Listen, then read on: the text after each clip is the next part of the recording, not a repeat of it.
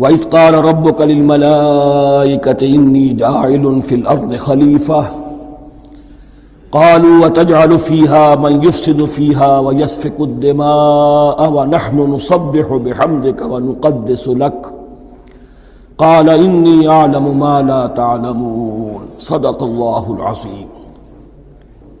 رب اشرح لي صدری ویسر لي امری واحلل عقدۃ من لسانی یفقہوا قولی۔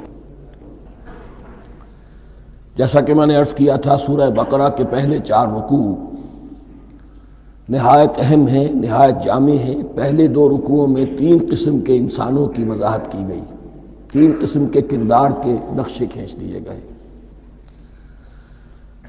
تیسرے رکوع میں قرآن مجید کی دعوت کا خلاصہ آ گیا، توحید فی العقیدہ، توحید فی العمل، یعنی عبادت اللہ کی، ایمان بالرسالت، قرآن مجید کو منزل من اللہ کلام ماننا۔ اس میں اگر شک ہے تو جو بھی چیلنج تھا، اگر واقعتاً تمہیں شک ہے، حقیقت میں شک نہیں ہے، لیکن جیسا کہ تم کہہ رہے ہو کہ تمہیں شک ہے تو کوشش کرو اس کے مقابلے کی ایک صورت بنا لاؤ۔ پھر آخرت، جنت اور دوزخ، ان دونوں کا تذکرہ ہو گیا۔ پھر ایک خاص مسئلہ جو قرآن مجید کے اسلوب پر اعتراض کی شکل میں آیا کہ اس میں مچھر جیسی حقیر شے کا بھی تذکرہ ہے۔ اس کی حکمت بیان کر دی گئی کہ تشبیہ اور تمثیل میں ظاہر بات ہے کہ ممثل لہو اور ممثل بہی میں مناسبت چاہیے۔ جس چیز کے لیے تمثیل بیان کی جا رہی ہے، جس شے سے تمثیل بیان کی جا رہی ہے، ان میں مناسبت ہونی چاہیے، اس میں عظیم یا حقیر کا کوئی سوال نہیں۔ پھر یہ بات کہ جن لوگوں کے دلوں میں زیغ ہے، کجی ہے، وہ اس قرآن سے بھی ان کی ضلالت میں، گمراہی میں اضافہ ہوگا۔ جو لوگ طالب حق ہیں ان کو یہ قرآن مجید ہدایت دے گا۔ اور کن کو اللہ گمراہ کرتا ہے؟ جو سرکش ہے، جو نمبر 1 اللہ سے جو عہد کر کے دنیا میں آئے تھے اس کی خلاف ورزی کر رہے ہیں اور صلہ رحمی کے بجائے قطع رحمی کرتے ہیں۔ اس کے بعد ایک بہت اہم فلسفیانہ بات آ گئی، اور اسی کے ضمن میں میں نے اصل میں یہ ساری بات دہرائی ہے۔ میں نے کہا تھا کہ یہ بات واضح ہوگی آگے جا کر سورہ غافر میں۔ پھر ذہن میں لائیے کہ جب یہ صورت نازل ہوئی ہے، سورہ غافر نازل ہو چکی تھی، لہذا یہاں اجمالی تذکرہ ہے، وہاں تفصیلی تذکرہ ہے۔ اہل جہنم کا قول نقل ہوا ہے، ربنا امتنا اثنتین واحییتنا اثنتین فاعترفنا بذنوبنا فہل الی خروج من سبیل۔ اے اللہ، تو نے 2 مرتبہ ہم پر موت وارد کی، 2 مرتبہ ہمیں زندہ کیا، اب ہم نے اپنے قصور تسلیم کر لیے، تو اب یہاں سے بھی کوئی اور مرحلہ ہے یا نہیں؟ یہاں سے نکلنے کا بھی کوئی راستہ ہے یا نہیں؟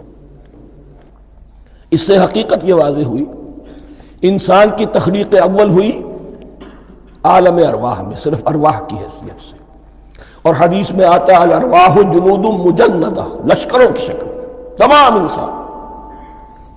ان سے عہد لیا گیا الست بربکم قالوا بلی، پھر سلا دیا گیا ارواح کو۔ یہ گویا کہ پہلی موت تھی جو ہم گزار آئے۔ پھر عالم خلق کا مرحلہ آیا۔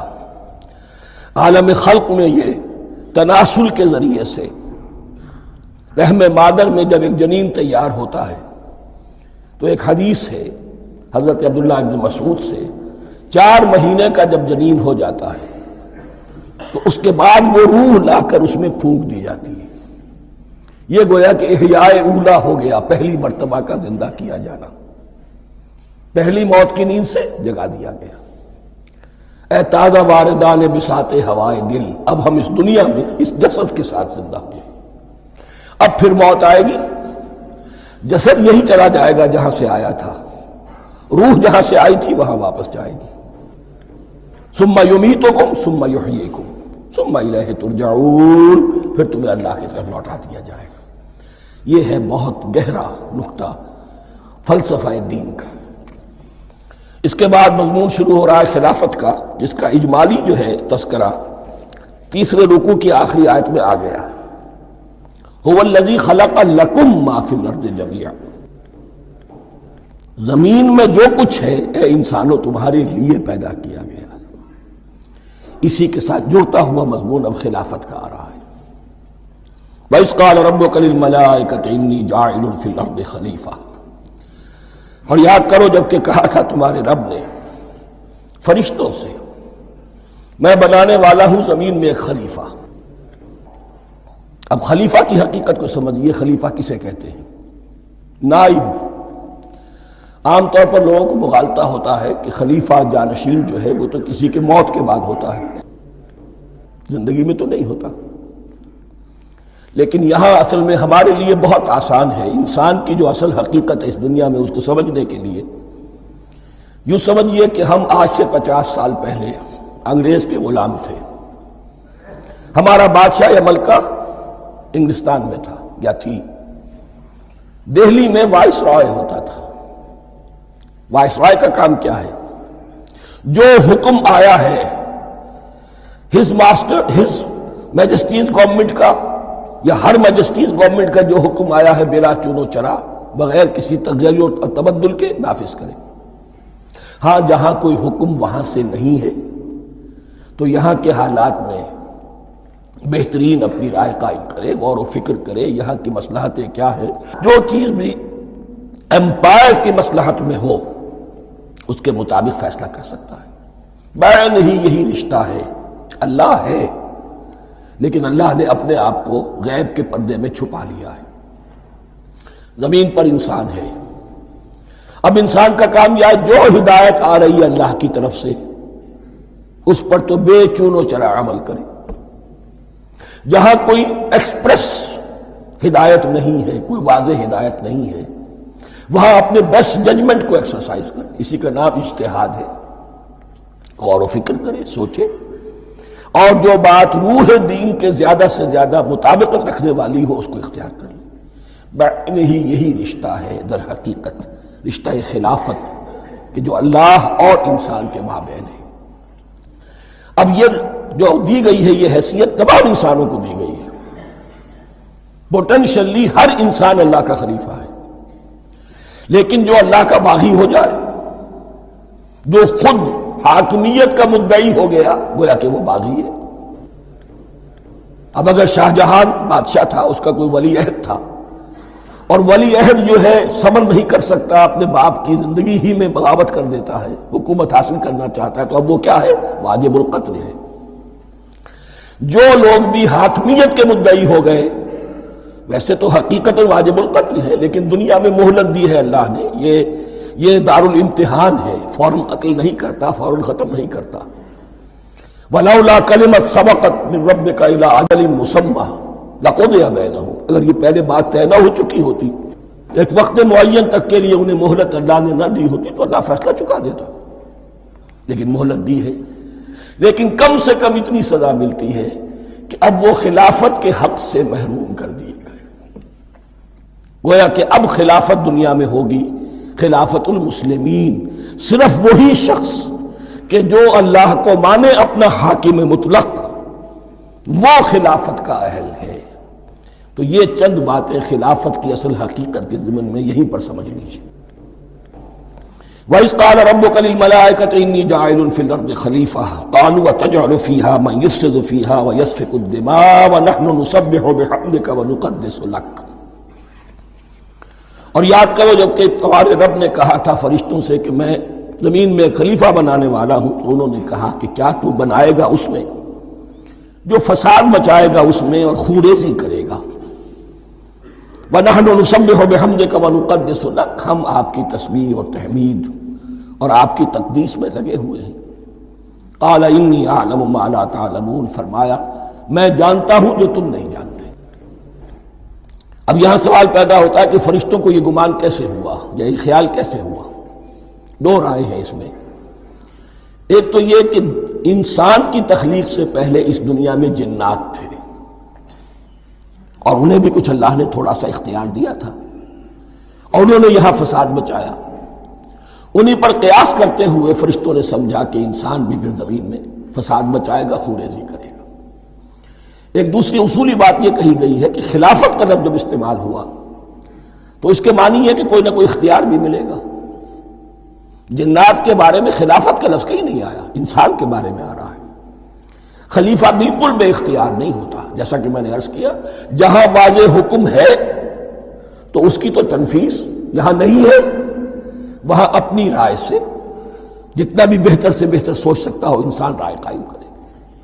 یہ اختیار جو ہے، ظاہر بات ہے جہاں اختیار ہوگا صحیح استعمال ہونے کا بھی امکان ہے، غلط استعمال ہونے کا بھی امکان ہے۔ اختیار تو بلکہ یہ کہ آپ کا پولیٹیکل سائنس کا تو ایکسیم یہ ہے، authority turns to corrupt and absolute authority corrupts absolutely۔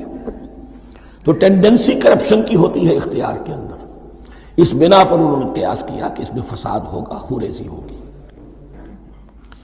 اللہ تعالیٰ نے فرمایا اپنی حکمتوں سے میں خود واقف ہوں، میں کیوں بنا رہا ہوں یہ میں جانتا ہوں، تم نہیں جانتے۔ وَعَلَّمَ آدَمَ الْأَسْمَاءَ كُلَّهَا، اور اللہ نے سکھا دیے آدم کو تمام کے تمام نام۔ اب اس میں بھی ایک رائے تو یہ ہے، بلکہ اس میں تقریباً اجماع ہے مفسرین کا، کہ اس سے مراد ہے تمام اشیاء کے نام، اور تمام اشیاء کے نام سے مراد ہے ان کی حقیقت کا علم۔ ہیومن نالج جو ہے اگر آپ اس کا تجزیہ کریں گے تو وہ یہی ہے کہ انسان ایک چیز کو پہچانتا ہے، پھر اس کے لیے ایک نام رکھتا ہے یا کوئی ٹرم اس کے لیے قائم کرتا ہے۔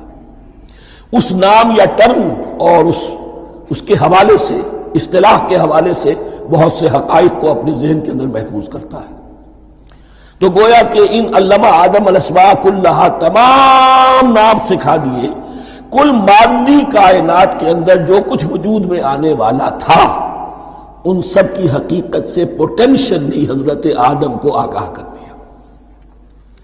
یہ پوٹینشل علم ہے، ہیومن نالج، جو ایکوائرڈ نالج ہے، جو انسان کو سم اور بسم اور اپنے اس دماغ کے کمپیوٹر کے ذریعے سے حاصل ہوتا ہے۔ ایک ہے ریویلڈ نالج جو اللہ وحی کے ذریعے سے بھیجتا ہے، ایک ہے ایکوائرڈ نالج، انسان خود علم حاصل کرتا ہے۔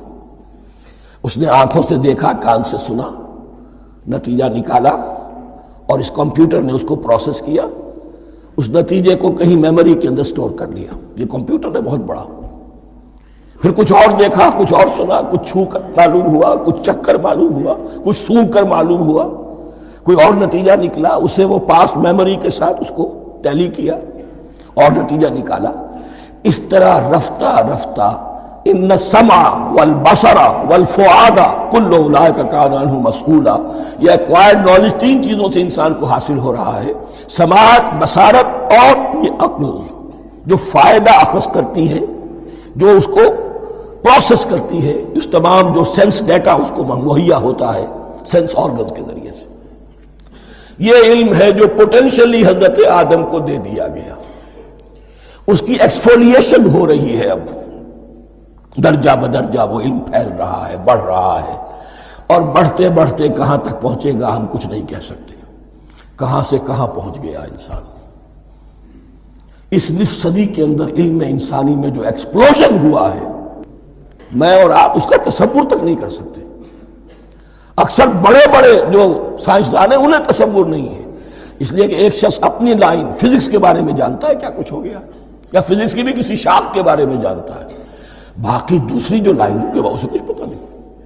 اسپیشلائزیشن کا دور ہے، لہذا جو ایکسپلوژن کہا جائے، دھماکہ ہوا ہے علم کا، اس کا کوئی اندازہ نہیں ہے ہمارے پاس، اور کس تیزی کے ساتھ وہ چیز آگے بڑھ رہی ہے، کس تیزی کے ساتھ ایک چیز آج جو ایجاد ہوئی چند دنوں کے اندر اندر اس کے بعد اس کا نیا کوئی ورشن آ جاتا ہے اور یہ چیز جو ہے آبسولیٹ ہو جاتی ہے۔ کمیونیکیشن کے اندر جو انقلاب عظیم برپا ہوا، تو آپ یہ سمجھیے کہ اقبال نے جو شعر کبھی کہا تھا کہ عروج آدم خاکی سے انجم سہمے جاتے ہیں، کہ یہ ٹوٹا ہوا تارا مہ کامل نہ بن جائے۔ اور یہ مہ کامل بنے گا کب؟ جب دجال کی شکل اختیار کرے گا۔ دجال کون ہوگا؟ جو ان تمام قواعد طبیعہ کے اوپر قابو پا لے گا، جب چاہے گا جہاں چاہے گا بارش برسائے گا، رزق کے تمام خزانے اپنے ہاتھ میں لے لے گا، جو اس کے اوپر ایمان لائے گا اسی کو ملے گا، کسی اور کو نہیں ملے گا، اس کی آواز پوری دنیا میں سنائی دے گی،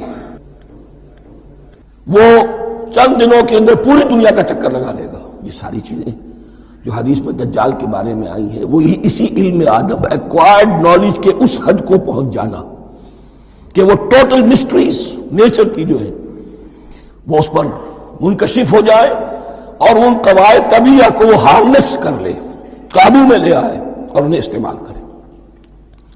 کبھی جب ہمارے کسی بہت 200-300ویں کوئی پیڑھی میں کوئی ہمارے جد امجد ہوں گے جنہوں نے کوئی چٹان دیکھی کہ گری، پتھر پر پتھر ٹکرایا تو آگ اس میں سے شعلہ نکلا، اس کا یہ مشاہدہ کافی ہو گیا آگ پیدا کرنے کے لیے۔ پتھروں کو ٹکراؤ، آگ پیدا کر لو۔ یہ اس دور کی سب سے بڑی ایجاد تھی، آگ، انرجی۔ اب وہ انرجی کہاں سے کہاں پہنچی؟ وہ آگ نے بھاپ کی شکل اختیار کی، پھر ہم نے بجلی ایجاد کی، اور کب کیا ہے، ایٹمک انرجی ہے، اور نہ معلوم کیا کیا ہے، واللہ اعلم۔ اس تمام چیزوں کا تعلق ہے خلافت ارضی کے ساتھ۔ لہذا فرشتوں کو جو بتایا گیا وہ یہ ہے کہ آدم کو علم بھی دیا جا رہا ہے، صرف اختیار ہی نہیں دیا جا رہا، علم دیا جا رہا ہے۔ وَعَلَّمَ آدَمَ الْأَسْمَاءَ كُلَّهَا ثُمَّ عَرَضَهُمْ عَلَى الْمَلَائِكَةِ، پھر ان تمام اشیاء کو پیش کیا فرشتوں کے سامنے۔ فَقَالَ أَنبِئُونِي بِأَسْمَاءِ هَؤُلَاءِ، اور فرمایا کہ مجھے بتاؤ ان چیزوں کے نام، ان کنتم صادقین، اگر تم سچے ہو۔ قالوا سبحانك لا علم لنا الا ما علمتنا، انہوں نے کہا پروردگار تو پاک ہے ہر نقص سے، ہر عیب سے، ہر ضعف سے، ہر احتیاج سے، مبرہ ہے، منزہ ہے، اعلیٰ ہے، ارفع ہے۔ لا علم لنا الا ما علمتنا، ہمیں کوئی علم حاصل نہیں سوائے اس کے جو تو نے ہمیں سکھا دیا ہے۔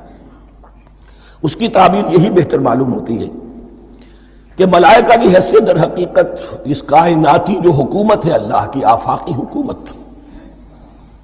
اس کے کارندوں کی ہے، یا اس کے سول سرونٹس ہیں، تو ہر ایک کو صرف اس کے شعبے کے متعلق علم دیا گیا ہے، علم جامع نہیں ہے، تمام چیزوں کا علم یہ معلوم کرنے کی استعداد ان کے پاس نہیں ہے۔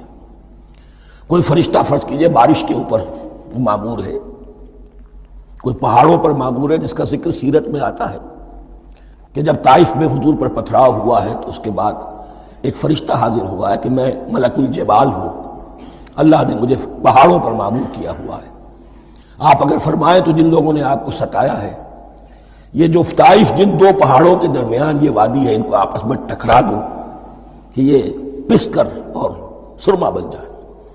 آپ نے فرمایا نہیں، کیا عجب، اللہ تعالیٰ ان کی اگلی نسلوں کو ہدایت دے دے۔ تو فرشتے ہیں، کوئی پہاڑوں پر مامور ہے، کوئی کسی خدمت پر مامور ہے، ان کو علم دیا گیا ہے صرف انہی کی اپنی جو بھی فرائض منصبی ہیں ان کے شعبے سے متعلق، کل نہیں۔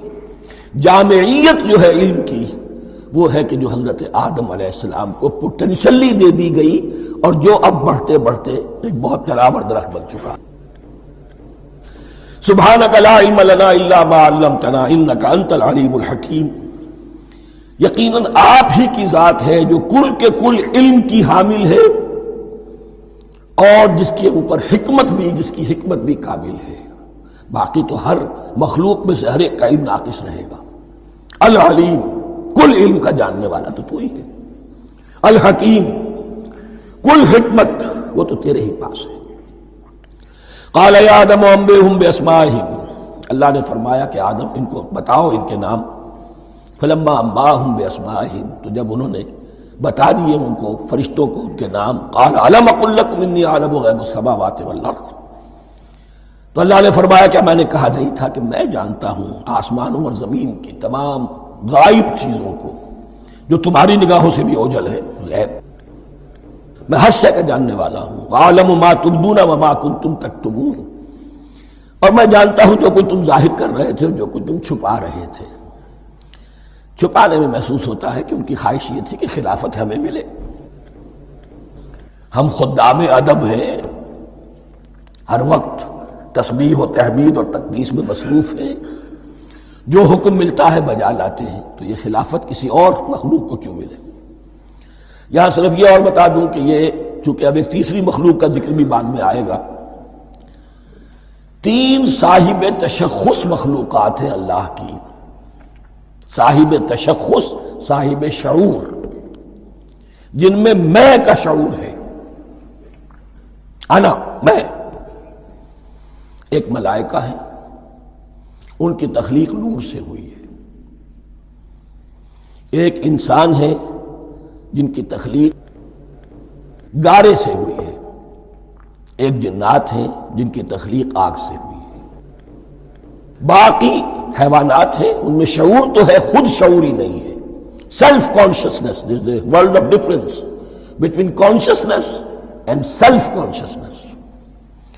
انسان جب دیکھتا ہے تو اس کو یہ بھی معلوم ہے میں دیکھ رہا ہوں۔ کتا بلہ دیکھتا ہے، اسے یہ اندازہ نہیں ہوتا کہ میں دیکھ رہا ہوں۔ دیکھنے کا ایک نتیجہ ہے جو نکل آتا ہے، لیکن میں کا وجود نہیں ہے۔ یہ انا، سیلف، ایگو، یہ انسان میں ہے، جنات میں ہے، شعور میں، اور فرشتوں میں ہے۔ ایک نوری مخلوق، ایک ناری مخلوق، ایک زمین کے اس کرسٹ میں، یہ جو مٹی اور گارے، مٹی اور پانی کا جو ملغوبہ ہے گارے کی شکل میں، اس سے بنا ہے۔ قال يا آدم انبئهم بأسمائهم فلما انبأهم بأسمائهم قال ألم أقل لكم إني أعلم غيب السماوات والأرض وأعلم ما تبدون وما كنتم تكتمون وإذ قلنا للملائكة اسجدوا لآدم فسجدوا إلا إبليس۔ اور یاد کرو جب کہ ہم نے کہا فرشتوں سے سجدہ کرو سب کے سب آدم کو، جھک جاؤ آدم کے سامنے، فسجدوا، ان سب نے سجدہ کیا، الا ابلیس، سوائے ابلیس کے۔ پہلی بات تو یہ سمجھیے کہ تمام ملائکہ کے سجدے کی ضرورت کیا تھی؟ کیا یہ صرف تعظیماً تھا؟ اور تعظیماً اگر تھا تو کیا آدم خاکی کی تعظیم تھی یا کسی اور شے کی تعظیم تھی؟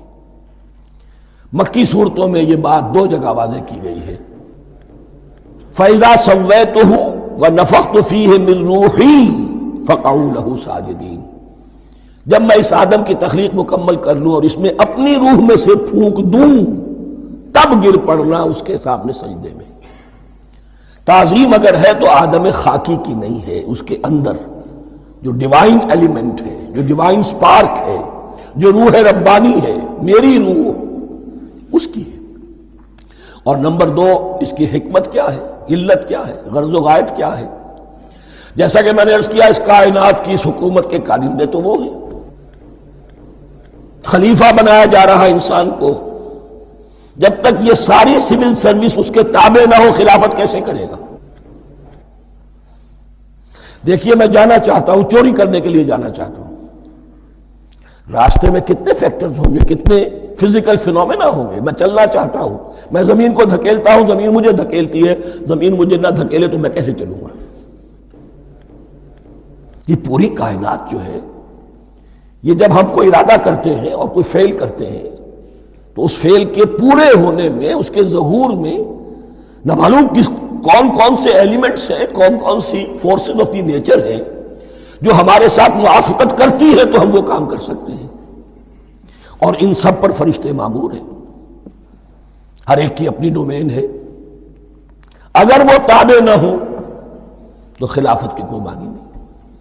خلافت دی گئی ہے، یہ ادھر جانا چاہتا ہے جانے دو، یہ نماز کے لیے مسجد میں جانا چاہتا ہے جانے دو، یہ چوری کے لیے نکلا ہے نکلنے دو، اس لیے کہ اس کو جو اختیار دیا گیا ہے، اس کے اختیار کے استعمال میں یہ تمام جو قوتیں ہیں وہ اس کے ساتھ موافقت کرتی ہیں، تب اس کا کوئی ارادہ، وہ اچھا ہو یا برا، وہ پایہ تکمیل کو پہنچ سکتا ہے۔ یہ گویا کہ سبارڈینیشن اس کے لیے سمبل کہ تمام فرشتوں کو جھکا دیا گیا۔ البتہ اس آیت میں ایک مغالطہ پیدا ہوتا ہے، الا ابلیس، سوائے ابلیس کے۔ مغالطہ یہ پیدا ہوتا ہے کہ شاید وہ بھی فرشتہ تھا، اس لیے کہ حکم تو فرشتوں کو دیا گیا تھا۔ پھر نوٹ کیجئے، اس سے پہلے، بہت پہلے سورہ کہف نازل ہو چکی ہے، اور سورہ کہف میں فرما دیا گیا ہے کان من الجن ففسق عن امر ربی، وہ جن تھا پس اس نے سرکشی کی اپنے رب کے حکم سے۔ فرشتے کی شان یہ نہیں ہے، وہ اللہ کے کسی حکم کی سرتابی نہیں کرتا۔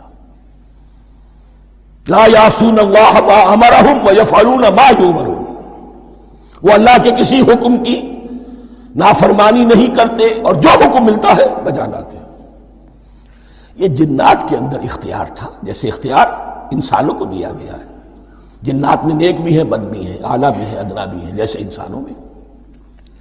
لیکن یہ عزازیل جو جن تھا علم اور عبادت دونوں کے اعتبار سے بہت بلند ہو گیا تھا، اور یہ فرشتوں کا یوں سمجھیے کہ ہم نشین، فرشتوں کے ساتھ اس طور سے شامل. جیسے بہت سے انسان بھی اگر اپنی بندگی میں، زہد میں، عبادت میں، نیکی میں ترقی کریں تو ان کا ملائے اعلیٰ کے ساتھ، عالم ارواح کے ساتھ، عالم ملائکہ کے ساتھ ایک رابطہ قائم ہوتا ہے. اسی طریقے سے وہ جو عزازیل تھا جن ہونے کے باوجود اپنی نیکی، عبادت، پارسائی اور اپنے علم میں فرشتوں سے بہت آگے تھا. اس لیے معلم الملکوت کی شکل اختیار کر چکا تھا. اس کو اپنی زوم تھا. یہ بات جیسا کہ میں نے عرض کیا 7 مرتبہ قرآن میں یہ بات آئی ہے، قصہ ابلیس و آدم، کہ فرشتوں کو حکم ہوا کہ سجدہ کرو، سب جھک گئے، ابلیس نے سجدے سے انکار کر دیا 7 مرتبہ. یہ 7ویں مرتبہ ہے جو ہم پڑھ رہے ہیں. مصحف میں پہلی مرتبہ آ رہا ہے، ترتیب نزول میں 7ویں مرتبہ آ رہا ہے. یہ آدم و ابلیس کا قصہ اس سے آگے سورہ اعراف میں آئے گا، پھر سورہ ہجر میں آئے گا، سورہ بنی اسرائیل میں آئے گا، سورہ کہف میں آئے گا، سورہ طٰہٰ میں آئے گا، سورہ صاد میں آئے گا. 6 مرتبہ مکی قرآن میں، 1 مرتبہ یہاں. تو یہاں اشارہ نہیں کیا اس لیے مغالطہ ہو سکتا ہے. لیکن یہ کہ سورہ کہف میں آپ کو بتا چکا ہوں، کان من الجن ففسق عن امر ربہ، اس نے اپنے رب کے حکم سے سرتابی. ابلیس اس کا صفاتی نام ہے اب، اس لیے کہ اب لسیبلسو کے معنی ہوتے ہیں مایوس ہو جانا. یہ اللہ کی رحمت سے بالکل مایوس ہے، اور مایوس جو ہو جائے وہ شیطان ہو جاتا ہے. اب میرا تو چھٹکارا نہیں ہے، جتنوں کو برباد کر سکوں کروں. میری تو عاقبت خراب ہو چکی ہے، جتنوں کو اپنے ساتھ، ہم تو ڈوبے ہیں سنم، تم کو بھی لے ڈوبیں گے. اب وہ شیطان اس معنی میں کہ انسان کی عداوت اس کی گھٹی میں پڑ گئی. اس نے اللہ سے پھر اجازت بھی لی کہ مجھے مہلت دے دے، یوم یبعثون، قیامت تک کے دن کے لیے، تو میں ثابت کر دوں گا کہ یہ آدم اس رتبے کا حقدار نہ تھا، مستحق نہ تھا جو اسے دیا گیا. انا خیر منہ، میں اس سے بہتر ہوں. خلقتنی من نار وخلقتہ من طین، تو نے مجھے آگ سے بنایا، اسے گارے سے بنایا. لیکن یہ تکبر ہے در حقیقت کہ جس نے اسے راندہ درگاہ حق کر دیا. وَإِذْ قُلْنَا لِلْمَلَائِكَةِ اسْجُدُوا لِآدَمَ فَسَجَدُوا إِلَّا إِبْلِيسَ أَبَىٰ وَاسْتَكْبَرَ، ابا اس نے انکار کیا، واستکبر اور تکبر کیا، استکبار کیا. وَكَانَ مِنَ الْكَافِرِينَ، کانا عربی زبان میں 2 طرح کا ہوتا ہے، تامہ، ناقصہ. ایک معنی یہ ہو سکتے ہیں کہ ہو گیا، اب اپنے اس استکبار اور انکار کی وجہ سے کانا من الکافرین، وہ کافروں میں سے ہو گیا. ایک کانا تامہ ہوتا تھا ہی کافروں میں سے، یعنی اس کے اندر سرکشی چھپی ہوئی تھی، اب ظاہر ہو گئی. یہ معاملہ ہوتا ہے، کسی شخص کی بدنیت ہی اس کے اوپر پردے پڑے رہتے ہیں نیکی کے، زہد کے، کسی خاص وقت میں آ کر وہ ننگا ہو جاتا ہے، اور جو اس کے اندر تھا اصل اس کی حقیقت وہ سامنے آ جاتی ہے. اس کا امکان ہے. تو دونوں معنی اس کے ہو سکتے ہیں. وَقُلْنَا يَا آدَمُ اسْكُنْ أَنْتَ وَزَوْجُكَ الْجَنَّةَ، اور ہم نے کہا کہ اے آدم رہو تم اور تمہاری بیوی جنت میں. اب یہ جنت کون سی ہے؟ اکثر حضرات کے نام کر کے نزدیک یہ جنت کہیں آسمان ہی میں تھی، آسمان ہی میں حضرت آدم کی تخلیق ہوئی. البتہ یہ سب مانتے ہیں کہ ایک وہ جنت الفردوس جو ہے جس میں جانے کے بعد پھر واپس نکلنے کا کوئی امکان نہیں، یہ وہ جنت نہیں ہے جس میں کہ آخرت میں لوگوں کو جا کر داخل ہونا ہے. اس میں داخل ہونے والے کے نکلنے کا کوئی امکان نہیں. ایک رائے یہ بھی ہے، میرا رجحان اس رائے کی طرف ہے، تخلیق آدم اسی زمین پر ہوئی ہے. وہ جن مراحل سے گزری ہے تخلیق وہ ایک علیحدہ مسئلہ ہے. بایولوجی اور وحی دونوں اس پر متفق ہیں کہ مٹی سے، کرسٹ آف دی ارتھ سے انسان بنا ہے. اس پر اتفاق ہے قرآن کا بھی اور بایولوجی کا بھی، جدید علم الحیوانات کا بھی، علم الحیات کا. سٹیجز کیا ہیں اس میں اختلاف ہو سکتا ہے، اس کو چھوڑ دیجئے، وہ اس وقت کا بحث نہیں۔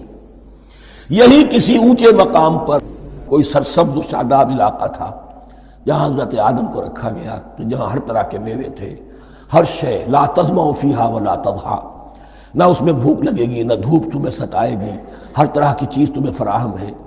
وہاں رکھے گئے ہیں صرف ایک ڈیمانسٹریشن کے لیے کہ انہیں نظر آ جائے کہ شیطان میرا دشمن ہے، وہ مجھے ورغلائے گا، طرح طرح سے میرے اندر وسوسہ اندازی کرے گا، میرے اور میری اولاد کے، صرف ایک ڈیمانسٹریشن۔ اس کی مثال یوں سمجھیے کہ سلیکشن تو ہو گیا، سی ایس پی گریڈ میں کوئی شخص آ گیا ہے، لیکن اب وہ سول سروس اکیڈمی میں رکھا جا رہا ہے۔ تو یہ کوئی اکیڈمی ہو سکتا ہے اسی زمین پر، وہ صرف بتانا یہ تھا کہ تمہیں معلوم ہو جائے کہ یہ شیطان تمہارا دشمن ہے۔ اس لیے کہ اس میں جو ایک لفظ حبوط کا آ رہا ہے، وہ حبوط صرف ایک ہی معنی میں نہیں ہوتا، دوسری معنی میں بھی ہے۔ اللہ عالم، یہ چیزیں پھر متشابہات میں رہیں گی، اس لیے ان کے بارے میں کوئی ایک رائے دوسری رائے، اس کے لیے ذہن سے، عقل سے بات کر کے ایک یا دوسری رائے اختیار کر سکتے ہیں۔ وَقُلْنَا يَا آدَمُ اسْكُنْ أَنْتَ وَزَوْجُكَ الْجَنَّةَ، اور ہم نے کہا کہ رہو اے آدم، تم بھی اور تمہاری بیوی بھی باغ میں، اس باغ میں، الجنہ، اس باغ میں، گویا کہ اشارہ کیا جا رہا ہے۔ وَكُلَا مِنْهَا رَغَدًا حَيْثُ شِئْتُمْ، اور کھاؤ اس میں سے با فراغت جہاں سے چاہو، ہر طرح کا پھل ہے کھاؤ۔ وَلَا تَقْرَبَا هَٰذِهِ الشَّجَرَةَ، یہاں پہ اس درخت کا نام نہیں دیا گیا، اشارہ اس درخت کے قریب مت جانا۔ فَتَكُونَا مِنَ الظَّالِمِينَ، تو تم ظالموں میں سے ہو جاؤ گے، تم حد سے گزرنے والوں میں سے ہو جاؤ گے۔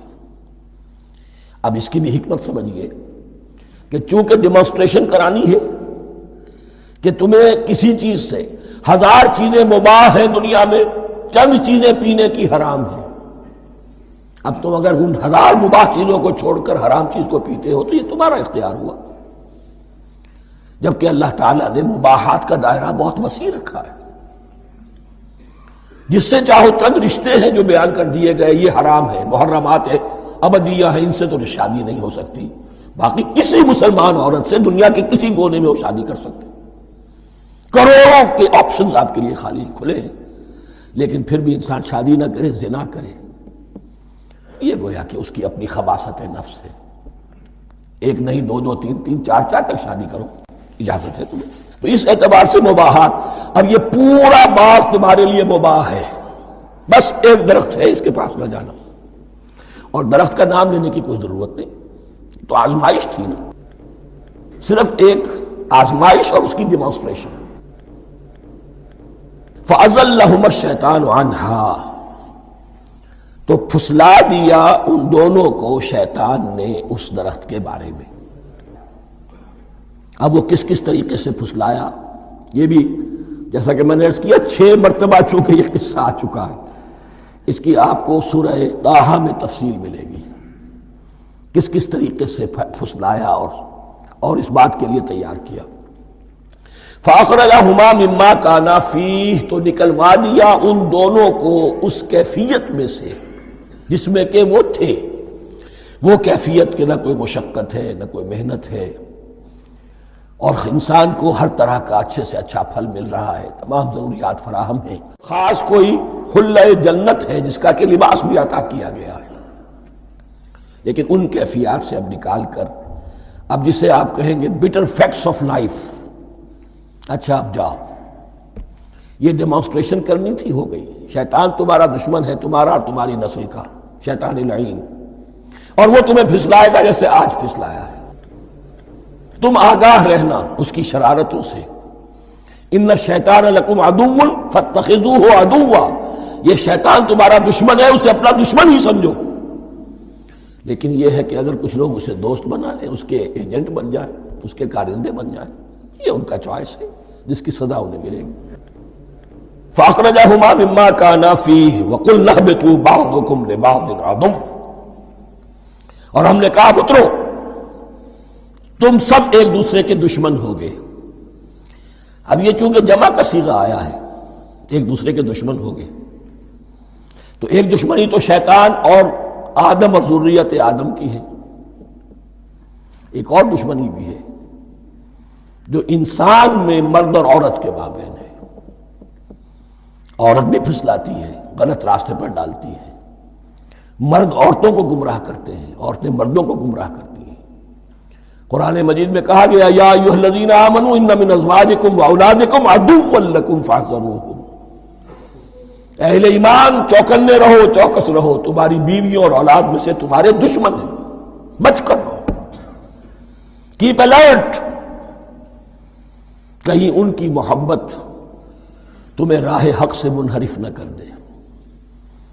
تم ایک اچھا کام کرنا چاہتے ہو، بیوی رکاوٹ بن گئی، بیوی کو اچھا کام کرنا چاہتی، شوہر رکاوٹ بن گیا، تو یہ محبت نہیں ہے، یہ عداوت ہے۔ اس حوالے سے بعضکم لبعض عدو وَلَكُمْ فِي الْأَرْضِ مُسْتَقَرٌّ وَمَتَاعٌ إِلَىٰ حِينٍ، اور تمہارے لیے اب زمین میں مستقر ہے، جائے قیام ہے اور متاع ہے، ضرورت کی چیزیں ہیں ہم نے فراہم کر دی ہیں، إِلَىٰ حِينٍ، لیکن ایک وقت معین تک کے لیے، یہ ابدی نہیں ہے، ایک وقت آئے گا یہ بساط ہم لپیٹ دیں گے۔ یوم نطوی السماء کطی السجل للکتب، جس دن کے ہم تمام فضاؤں کو اور تمام خلاؤں کو، تمام آسمانوں کو اس طرح لپیٹ لیں گے جیسے کتابوں کا تمار لپیٹ لیا جاتا ہے۔ ایک وقت آئے گا، یہ تخلیق الی اجل مسمى ہے، الی حین ہے۔ فتلقى آدم من ربہ کلمات فتاب علیہ، تو سیکھ لیے، حاصل کر لیے آدم نے اپنے رب سے کچھ کلمات، تو اللہ نے ان کی توبہ قبول کر لی۔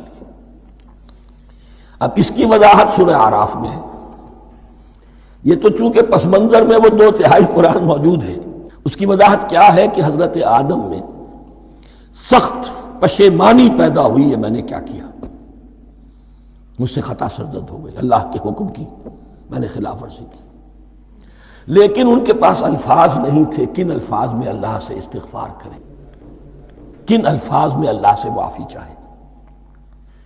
اللہ کی رحمت یہ ہوئی کہ اللہ نے الفاظ انہیں خود تلقین فرما دی۔ یہ اللہ کی شان رحیمی ہے۔ اصل شے جو ہے وہ انسان کے اندر گناہ پر ندامت کا پیدا ہو جانا ہے، یہ اصل توبہ ہے۔ علامہ اقبال نے جو بڑی اپنی آغاز عنفوان شباب میں جو اشعار کہے تھے، ان میں سے ایک شعر کو سن کر پھڑک اٹھے تھے اس وقت کے اساتذہ بھی۔ موتی سمجھ کے شان کریمی نے چن لیے، قطرے جو تھے میرے عرق انفعال کے، انفعال کہتے ہیں شرمندگی کو، شرمندگی سے میری پیشانی پر جو پسینے کے قطرے نمودار ہو گئے، میرے پروردگار کو وہ اتنے عزیز ہوئے، اس نے انہیں موتی کی طرح چن لیا۔ موتی سمجھ کے شان کریمی نے چن لیے، قطرے جو تھے میرے عرق انفعال کے، تو فتلقى آدم من ربہ کلمات، ان پر پچھتاوا ہوا، ندامت ہوئی، اللہ نے انہیں الفاظ، وہ الفاظ کیا تھے وہ سورہ اعراف میں ہیں، ربنا ظلمنا انفسنا وان لم تغفر لنا وترحمنا لنکونن من الخاسرین، اے اللہ ہم نے اپنی جانوں پر ظلم کیا ہے، اور اگر تو نے ہمیں بخش نہ دیا اور رحم نہ فرمایا تو ہم تو خسارہ والوں میں ہو جائیں گے، تباہ ہو جائیں گے، برباد ہو جائیں گے۔ یہی پر فوری تقابل موجود ہے۔ غلطی ابلیس سے بھی ہوئی، حکم سے سرتابی ہوئی، لیکن اس پر ندامت نہیں ہوئی، تکبر کی بنا پر اور اکڑ گیا، انا خیر منہ۔ غلطی آدم سے بھی ہوئی، نافرمانی ہوئی، لیکن اس پر پشیمان ہوئے اور توبہ کی۔ وہ شیطنت ہے، یہ آدمیت ہے، ورنہ کوئی انسان گناہ سے اور معصیت سے مبرہ نہیں ہے۔ حضور کی ایک حدیث ہے، کل بنی آدم کلکم خطاؤون، کل بنی آدم خطاؤون وخیر الخطائین التوابون، آدم کے تمام اولاد، تمام انسان خطا کار ہیں، ان خطا کاروں میں بہتر وہ ہیں، اچھے وہ ہیں جو توبہ کرتے ہیں۔ تو یہاں حضرت آدم سے غلطی ہوئی، انہوں نے توبہ کی، پشیمانی ہوئی، ندامت ہوئی، اس نے کی اور اس پر جم گیا، اصرار کیا۔ فتلقى آدم من ربہ کلمات فتاب علیہ انہ هو التواب الرحیم، یقیناً وہی تو ہے بہت توبہ کو قبول فرمانے والا اور بہت رحم فرمانے والا۔ یہ نوٹ کیجئے گا، توبہ کا لفظ دونوں طرف سے آتا ہے، بندہ بھی تواب وخیر الخطائین التوابون، تواب بندے بھی ہو گئے، تواب اللہ بھی ہے۔ اس کی اصل حقیقت کیا ہے؟ بندے نے خطا کی اور دور ہو گیا اللہ سے، اللہ نے اپنی رحمت کی نگاہ اس سے پھیر لی۔ بندے نے توبہ کی، اللہ پھر اپنی رحمت کے ساتھ اس کی طرف متوجہ ہو گیا۔ توبہ کے معنی پلٹنا۔ بندہ معصیت سے توبہ کر کے اپنی اصلاح کی طرف، بندگی کی طرف، اطاعت کی طرف پلٹ آیا۔ اللہ نے جو اپنی نظر رحمت پھیر لی تھی، اللہ نے پھر وہی اپنی شان غفاری اور رحیمی کے ساتھ بندے کی طرف توجہ فرما لی، جس کے لیے حدیث میں الفاظ آتے ہیں، تم اگر میری طرف بالشت بھراؤ گے میں ہاتھ بھراؤں گا، تم اگر چل کر آؤ گے میں دوڑ کر آؤں گا، ہم تو مائل بکرم ہے کوئی سائل ہی نہیں، راہ دکھلائیں کسے رہنم منزل ہی نہیں۔ وہ تو تواب ہے، بس فرق یہ ہے کہ تابہ بندے کے لیے ہوگا تو الہ ہوگا، تابہ الہ، انی تبت الیک، اور جب اللہ کی طرف سے ہوگا تابہ علیہ، وہ اعلیٰ ہوگا، اس پر توبہ کی، یعنی اللہ کی بلند شان ہے تو انسان توبہ کرتا ہے تو اس کی طرف توبہ کرتا ہے، اللہ کی شان کیا ہے؟ وہ توبہ کرتا ہے تو بندے پر اعلیٰ، فتاب علیہ انہ هو التواب الرحیم۔ قلنا اہبطوا منہا جمیعا، ہم نے کہہ دیا اتر جاؤ اس سے اب تم سب کے سب، فَإِمَّا يَأْتِيَنَّكُم مِّنِّي هُدًى، اب یہاں لفظ آیا اہبطوا، یہاں بھی پہلے بھی آیا ہے۔ جو حضرات یہ سمجھتے ہیں کہ تخلیق آدم آسمانوں پر ہوئی ہے اور جنت بھی وہ آسمان میں ہے جہاں رکھے گئے تھے، آزمائشی یا ٹریننگ یا ڈیمانسٹریشن والی جنت، وہ یہاں حبوط کا ترجمہ کریں گے کہ آسمان سے زمین پر اترنے کا حکم دیا گیا۔ جو لوگ سمجھتے ہیں یہی کسی بلند مقام پر تھے، وہ کہتے ہیں کہ نیچے اترو، کسی بڑی اونچی سطح مرتفع پر اگر کوئی جگہ تھی تو اب نیچے اترو اور جاؤ، اب تمہیں زمین میں ہل چلانا پڑے گا، اب روٹی حاصل کرنے کے لیے یہ جو نعمتوں کے دسترخوان یہاں بچھے ہوئے تھے یہ اب تمہارے لیے نہیں ہے۔ اس کے لیے اس معنی میں اس لفظ کا استعمال جو ہے وہ آ جائے گا آگے چل کر اسی سورہ بقرہ کے اندر، کہ اس معنی میں بھی سورہ بقرہ کے 7ویں رکوع میں یہ لفظ استعمال ہوا ہے، تو امکان اس کا بھی ہے۔ بس اس سے آگے ادھر یا ادھر کی زیادہ بحث کرنے کا یہ موقع دورہ ترجمہ قرآن میں نہیں ہے۔ قُلْ اهْبِطُوا مِنْهَا جَمِيعًا فَإِمَّا يَأْتِيَنَّكُم مِّنِّي هُدًى فَمَن تَبِعَ هُدَايَ فَلَا خَوْفٌ عَلَيْهِمْ وَلَا هُمْ يَحْزَنُونَ، تو جب بھی آئے گی تمہارے پاس میری جانب سے کوئی ہدایت، تو جو کوئی میری ہدایت کی پیروی کرے گا اس کے لیے نہ خوف ہوگا اور نہ وہ حزن سے دوچار ہوگے۔ یہ ہے علم انسانی کا دوسرا گوشہ، ریویلڈ نالج۔ اس چوتھے رکوع کی جو حسن ہے اسے دیکھیے، شروع میں ایکوائرڈ نالج کا ذکر ہے جو پوٹینشلی حضرت آدم کی ذات میں رکھ دیا گیا، اور جو انسان نے پھر اپنی محنت سے ان السمع والبصر والفؤاد اس کے ذریعے سے آگے بڑھایا۔ یہ علم ہے چل رہا ہے، آج مغربی اقوام ہم سے بہت آگے ہیں، کبھی ایک زمانے میں مسلمان آگے نکل گئے تھے، لیکن ظاہر بات ہے کہ اس دنیا میں عروج تو انہی کو ہوگا جو ان چیزوں میں سب سے زیادہ جس کی آگہی حاصل ہوگی۔ البتہ ایک علم وہ ہے جو آسمان سے نازل ہوتا ہے، یہ گیون ہے، ریویلڈ نالج ہے، یہ وحی ہے۔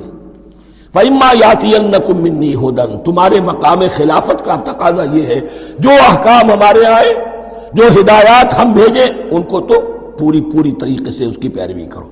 فَمَن تَبِعَ ہدایا، تو جو کوئی بھی میری ہدایت کی پیروی کرے گا، فَلَا خَوْفٌ عَلَيْهِمْ وَلَا هُمْ يَحْزَنُونَ وَالَّذِينَ كَفَرُوا، اور جو ناشکری کریں گے، کفر کریں گے، انکار کریں گے، وَكَذَّبُوا بِآيَاتِنَا، اور ہماری آیات کو جھٹلائیں گے، فَأُولَٰئِكَ أَصْحَابُ النَّارِ هُمْ فِيهَا خَالِدُونَ، تو وہ جہنمی ہوں گے، آگ والے ہوں گے، اس میں ہمیشہ ہمیشہ رہیں گے۔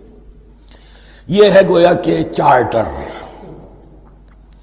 اس نوع انسانی کو جو ابدی چارٹر اللہ نے دیا ہے، جبکہ زمین کا چارج دے دیا گیا خلیفہ کی حیثیت سے۔ یہاں یہ 4 رکوع جو ہے سورہ بقرہ کے جو میں نے عرض کیا تھا، قرآن کی دعوت، قرآن کا بنیادی فلسفہ، اس پر یہ جام ہے، اور یہ مکی صورتوں کے مضامین کا خلاصہ۔